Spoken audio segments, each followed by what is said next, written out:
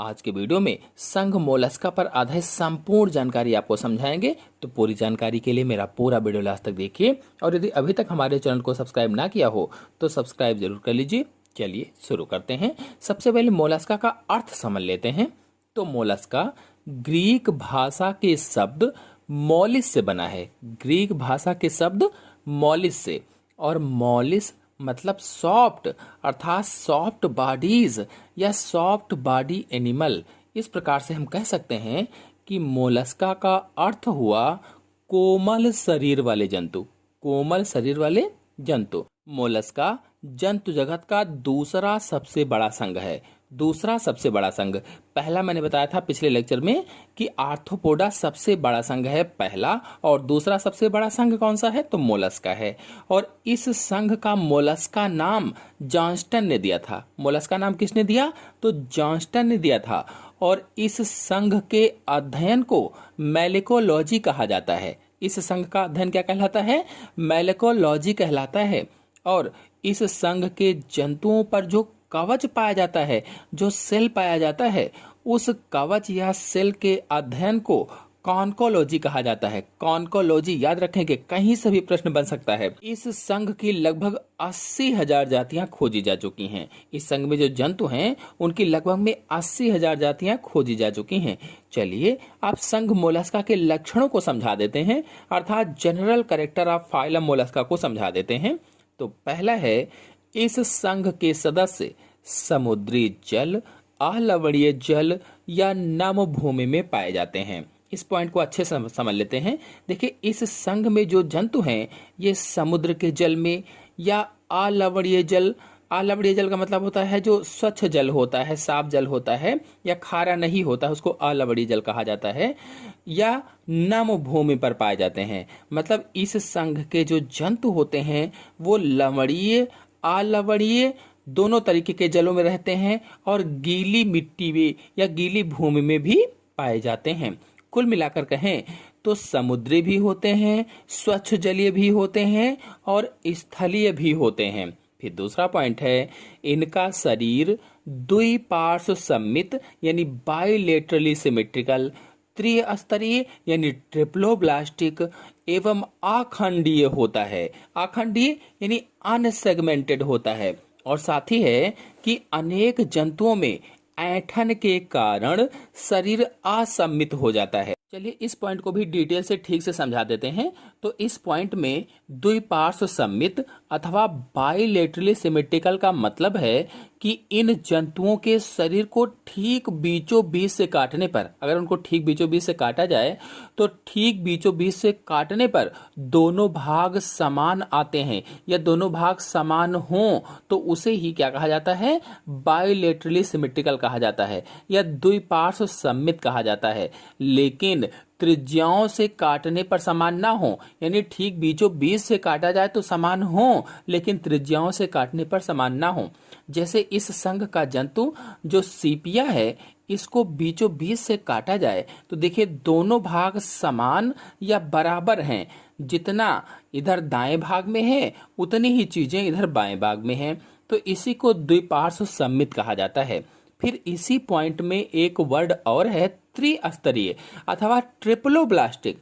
तो जब जंतु का शरीर एक्टोडर्म, एंडोडर्म और मीसोडर्म इन तीनों स्तरों से मिलकर बना होता है तो उसे ही ट्रिप्लोब्लास्टिक अथवा त्रिस्तरीय कहा जाता है।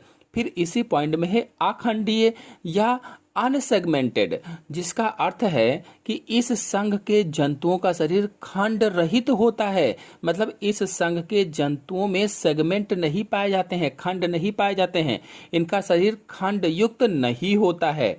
फिर कहा गया है कि कई जंतु ऐसे हैं जो ऐंठ जाते हैं, तो ऐंठने के कारण उनका शरीर असममित या एसिमेट्रिकल हो जाता है। एसिमेट्रिकल या असममित का अर्थ होता है कि जंतु के शरीर को किसी भी तल से दो समान भागों में बांटा ना जा सके, किसी भी तल से दो समान भागों में काटा ना जा सके, उसे ही एसिमेट्रिकल या असममित कहा जाता है। फिर नेक्स्ट पॉइंट है, शरीर सिर, पाद, अंतरांग तथा मेंटल में विभाजित होता है और मेंटल देह भित्ति के ऊपर लिफाफे नुमा रचना के रूप में होता है जो कठोर कैल्शियमी कवच का स्राव करता है। इस पॉइंट को ठीक से समझ लेते हैं। देखिए, इनका जो शरीर है वो सिर, पैर और अंतरांग पिंडक में बटा होता है, विसरल ऑर्गन में बटा होता है। फिर इसी पॉइंट में देखिए कहा गया है कि मेंटल में विभाजित है। तो ये क्या है, मेंटल क्या है? तो इस संघ के जंतुओं की बॉडी वॉल के ऊपर लिफाफे नुमा रचना को मेंटल कहा जाता है। मतलब इस संघ के जंतुओं की जो देह भित्ति होती है, जो बॉडी वॉल होती है, उस देह भित्ति के ऊपर एक लिफाफे जैसी रचना होती है, उसे ही मेंटल कहते हैं। और यही मेंटल कठोर कैल्शियमी कवच का स्राव करता है। कठोर कैल्शियमी कवच का स्राव अर्थात इन जंतुओं के शरीर पर कैल्शियम कार्बोनेट का जो आवरण पाया जाता है, जो कठोर सा आवरण होता है, वो मेंटल से ही बनता है या मेंटल के द्वारा स्रावित पदार्थ से ही वो बनता है। और पॉइंट मोस्ट इंपॉर्टेंट है, याद रखेंगे क्योंकि इस पर प्रश्न पूछे जाते हैं। तो इनके मेंटल के द्वारा एक कठोर कैल्शियमी या कैल्सरस घोल का स्राव होता है, जो मेंटल होता है उसी से। फिर नेक्स्ट पॉइंट है, सिर पर अंतःस्थ मुख, नेत्र, स्पर्शक तथा अन्य संवेदी अंग स्थित होते हैं। यानी इन जंतुओं के सिर पर मुख होता है, नेत्र होते हैं, स्पर्शक पाए जाते हैं और अन्य संवेदी अंग सेंसरी ऑर्गन्स पाए जाते हैं। लेकिन जो पेलिसिफोडा तथा स्कैपोफोडा है, इसमें अनुपस्थित होते हैं। इसमें ये अन्य संवेदी अंग नहीं पाए जाते हैं। पेलिसिफोडा और स्कैपोफोडा में पाद अधर सतह पर स्थित होता है और पेशी होता है। जो इसका पैर होता है, जो फुट होता है, वो अधर सतह पर होता है, नीचे की ओर होता है और पेशी युक्त होता है, मस्कुलर होता है, मोटा सा मांसल होता है और यह रेंगने, बिल बनाने या तैरने में सहायता करता है या सहायक होता है। रेंगने में, बिल बनाने में और तैरने में सहायता करता है। कहने का मतलब ये हुआ कि जो इसका पैर होता है वो पैर मोटा सा पेशी होता है, यानी प्रचलन पेशीय पादों के द्वारा होता है, या इनमें चलन जो होता है वो मस्कुलर फूट के द्वारा होता है। और अंतरांग में सभी अंग स्थित होते हैं या वेस्ट्रल मास में सभी अंग स्थित होते हैं और इनकी आहार नाल अथवा एलिमेंट्री कैनाल सीधी यू आकार की या कुंडलित होती है। मतलब इस संघ के कुछ जंतुओं में आहार नाल सीधी होती है, कुछ में यू आकार की होती है और कुछ में कुंडलित या घुमावदार होती है। और इनकी मुख गुहा अथवा बक्कल कैविटी में भोजन पीसने के लिए रेड्यूला पाया जाता है। जो मुख गुहा होती है या बक्कल कैविटी होती है, उसमें भोजन को पीसने के लिए रेड्यूला पाया जाता है। रेड्यूला इंपॉर्टेंट पॉइंट है, याद रखेंगे। रेड्यूला पर प्रश्न पूछे जाते हैं। जैसे पूछा गया रेड्यूला क्या है, तो रेड्यूला मोलस्का संघ के बहुत से जंतुओं, जैसे पाइला को ले लीजिए। पाइला आदि में पाचन तंत्र या डाइजेस्टिव सिस्टम का एक महत्वपूर्ण अंग होता है जो कि भोजन को चबाने में सहायता करता है। भोजन को चबाने में आपको बता दें कि रेड्यूला 2 लाइनों या 2 पंक्तियों में स्थित होता है। 2 लाइनों या 2 पंक्तियों में, और प्रत्येक पंक्ति में 7 दांत पाए जाते हैं। 7। नेक्स्ट पॉइंट है, श्वसन अंग एक या अधिक क्लोम, टिनिडिया या फुफ्फुस होते हैं। यानी श्वसन किससे होता है, इसमें रेस्पिरेशन किससे होता है, तो क्लोमों के द्वारा होता है, टिनिडिया के द्वारा होता है, या फुफ्फुस मतलब है लंग्स के द्वारा होता है। परिसंचारी तंत्र का अगर देखा जाए, सर्कुलेटरी सिस्टम को देखा जाए, तो खुले प्रकार का होता है। खुले प्रकार का मतलब है कि इसमें जो बंद वाहिनियां होती हैं उसके अंदर नहीं, एक गुहा में भरा रहता है, उसको कहा जाता है खुले प्रकार का रुधिर परिसंचरण तंत्र पाया जाता है। और इसमें श्वसन वर्णक हीमोसाइनिन होता है, यानी जो पिगमेंट होता है इसमें ब्लड में, इसके ब्लड में पिगमेंट कौन सा होता है, हीमोसाइनिन पाया जाता है। और किसी किसी जंतु में, जैसे सीपिया है, तो सीपिया में हीमोसाइनिन के कारण जो रक्त होता है वो नीला हो जाता है। रक्त का रंग कैसा हो जाता है, नीला हो जाता है हीमोसाइनिन के कारण। तो पिगमेंट कैसा पाया जाता है, इसमें हीमोसाइनिन पाया जाता है। और मनुष्य में हीमोग्लोबिन पाया जाता है जो ऑक्सीजन का परिवहन करता था। नेक्स्ट पॉइंट है, उत्सर्जन अंग वृक्क अथवा किडनी, मेटानेफ्रीडिया या बोजेनस के अंग यानी ऑर्गन्स ऑफ बोजेनस या केबर के ग्रंथि आदि पाए जाते हैं। यानी ये उत्सर्जी अंग होते हैं वृक्क, मेटानेफ्रीडिया, बोजेनस के अंग, केबर की ग्रंथि। जैसे प्रश्न आ गया कि ऑर्गन ऑफ बोजेनस है क्या है, तो क्या बताएंगे? ऑर्गन ऑफ बोजेनस क्या है? उत्सर्जी अंग होता है। और किस संघ में पाया जाता है? तो मोलस्का संघ में पाया जाता है। मोलस्का संघ में ऑर्गन ऑफ बोजेनस अंग। और ऐसे ही केबर की ग्रंथि पूछ लिया जाए, मेटानेफ्रीडिया पूछ लिया जाए, तो अगर डायरेक्ट पूछा जाए कि मोलस्का में उत्सर्जी अंग क्या है, तो वृक्क होते हैं, मेटानेफ्रीडिया होते हैं, बोजेनस अंग होते हैं, केबर की ग्रंथि आदि पाए जाते हैं। फिर नेक्स्ट पॉइंट है तंत्रिका तंत्र युग्मित गैंग्लिया संयोजक तथा तंत्रिकाओं का बना होता है। यानी जो इसमें नर्वस सिस्टम होता है वो पेयर्ड गैंग्लिया का, कनेक्टिव तथा तंत्रिकाओं का बना होता है। फिर नेक्स्ट पॉइंट है ये जंतु एक लिंगी होते हैं, यूनिसेक्सुअल होते हैं। और एक लिंगी ऐसे जंतु होते हैं जो एक शरीर में एक ही जिनमें जनन अंग पाया जाता है। नर अलग होता है, मादा अलग होता है, उसे एक लिंगी कहा जाता है। और इनमें निषेचन आंतरिक या बाह्य होता है, मतलब इनमें फर्टिलाइजेशन इंटरनल और एक्सटर्नल दोनों प्रकार का होता है। अगर आंतरिक निषेचन क्या है, बाह्य निषेचन क्या है जानना चाहते हैं तो मेरे चैनल में वीडियो अपलोडेड है, आप लोग जाकर के देख सकते हैं। फिर नेक्स्ट पॉइंट है विदलन सर्पिल, यानी स्पाइरल प्रकार का होता है। जो विदलन होता है, जो क्लीवेज होता है वो स्पाइरल होता है। परिवर्धन प्रत्यक्ष या अप्रत्यक्ष प्रकार का होता है, यानी डायरेक्ट और इनडायरेक्ट दोनों प्रकार का परिवर्धन या डेवलपमेंट पाया जाता है। नेक्स्ट पॉइंट है स्वतंत्र जीवी लार्वा बेलीजर या ग्लोकीडियम होता है, ग्लोकेडियम। नेक्स्ट पॉइंट है इनके कोमल शरीर के बाहर श्लेष्मा अधिक मात्रा में लगे होने के कारण यह लसलसे होते हैं। यानी जो इनका कोमल शरीर होता है उस पर श्लेष्मा बहुत लगा होता है, म्यूकस लगा होता है, जिससे चिपचिपे होते हैं, लसलसे से होते हैं। नेक्स्ट पॉइंट है देह गुहा हीमोसील कहलाती है। जो इनकी देह गुहा होती है उसे हीमोसील कहा जाता है, लेकिन कम विकसित होती है। नेक्स्ट पॉइंट है पाचन तंत्र पूर्ण विकसित होता है। जो मोलस्का हैं, मोलस्क में पाचन तंत्र पूर्ण रूप से विकसित होता है और यकृत भी पाया जाता है। चलिए अब संघ मोलस्का के कुछ प्रमुख एग्जाम्पल्स को देख लेते हैं। तो पहला है घोंघा अथवा इसे पाइला कहा जाता है। घोंघा या पाइला, पाइला के नाम से अधिक पूछा जाता है। दूसरा है यूनियो, हिंदी में इसे सीप कहते हैं, सीप, यूनियो के नाम से अधिक पूछा जाता है।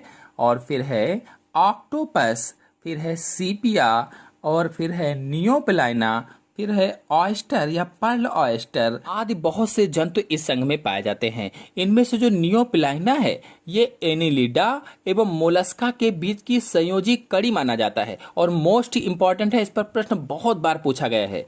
नियोप्लाइना को एनिलिडा और मोलस्का के बीच की कनेक्टिंग लिंक कहा जाता है, संयोजी कड़ी कहा जाता है। और इसकी खोज सन 1952 में हुई थी। ये सबसे आदिम मोलस्क है, जो नियोप्लाइना है ये सबसे आदिम मोलस्क है। और कुछ लक्षणों में इसमें एनिलिडा के लक्षण पाए जाते हैं, यानी कुछ लक्षण इसमें एनिलिडा के होते हैं और कुछ लक्षण मोलस्का के पाए जाते हैं। इसीलिए इसको एनिलिडा और मोलस्का के बीच की कड़ी कहा जाता है, कड़ी। और इसकी खोज के बाद मोलस्का की एनिलिडन पूर्वजता निर्धारित हुई, यानी कि एनिलिडा ही इनके पूर्वज थे। ये निर्धारित हुआ कि मोलस्का के पूर्वज पहले कौन थे? एनिलिडा थे। तो इन सभी जंतुओं का डिटेल समझने से पहले संघ मोलस्का का वर्गीकरण समझ लेते हैं, अर्थात क्लासिफिकेशन ऑफ मोलस्का को समझ लेते हैं। तो मोलस्का को 7 वर्गों में बांटा गया है, 7। पहला है मोनोप्लेकोफोरा। पहला कौन सा है? मोनोप्लेकोफोरा, जिसमें नियोप्लाइना आता है, नियोप्लाइना। फिर दूसरा है एप्लेकोफोरा। एप्लेकोफोरा के अंतर्गत कीटोडर्मा आता है, एप्लेकोफोरा कीटोडर्मा हो जाएगा। फिर अगला है स्कैफोपोडा। स्कैफोपोडा जो वर्ग है इसके अंतर्गत डेंटेलियम आता है, डेंटेलियम जंतु आता है। फिर नेक्स्ट है गैस्ट्रोपोडा। तो गैस्ट्रोपोडा के अंतर्गत पाइला आता है। पाइला किसके अंतर्गत आता है? गैस्ट्रोपोडा वर्ग के अंतर्गत आता है। फिर नेक्स्ट है पैलिसिपोडा। पैलिसिपोडा अथवा इसे बाइवेल्विया कहा जाता है। पैलिसिपोडा को क्या कहते हैं? बाइवेल्विया भी कहा जाता है, और इसके अंतर्गत यूनियो आता है, यूनियो, माइटिलस आता है, माइटिलस और यूनियो इसी के अंतर्गत आता है। फिर नेक्स्ट है सिफेलोपोडा। सिफेलोपोडा में ऑक्टोपस आता है, जिसे डेविल मछली भी कहा जाता है। ऑक्टोपस को क्या कहते हैं? डेविल मछली भी कहते हैं, डेविल मछली। फिर नेक्स्ट है पॉलीप्लेकोफोरा।